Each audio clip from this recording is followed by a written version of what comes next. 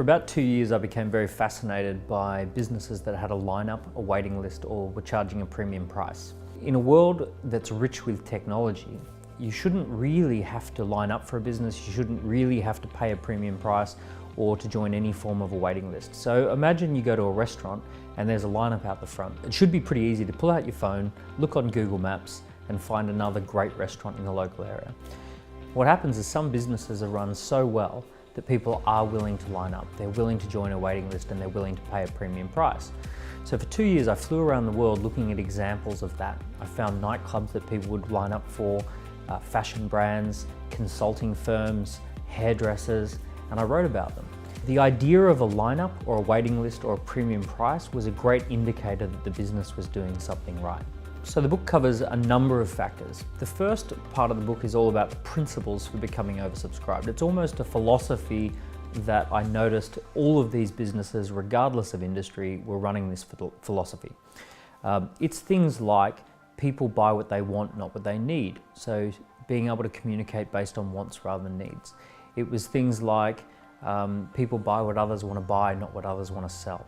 So changing the way you communicate.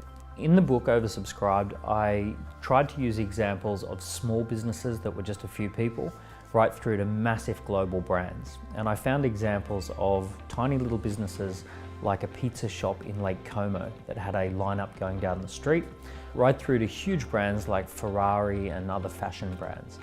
So I've tried to give a wide spectrum. One of the most common elements for oversubscribed businesses is that they have a phenomenal product. The quality is there. So the pizza shop in Lake Como, it was unbelievably good pizza. A Ferrari speaks for itself, it's a fantastic car. But with that said, having the quality is not enough. It's a huge part of the equation, but it's not enough. It's the way that you launch it to market that completes the picture. Any business that believes in the quality of its product and believes that it can deliver some sort of a remarkable experience for its customer should strive to become oversubscribed. Already, I'm getting emails from people who have read the book and they're using the principles to become oversubscribed in their business. Nothing makes me happier than seeing people go from struggling, chasing clients, to having clients chase them, especially when I know that the quality of what they do is really great.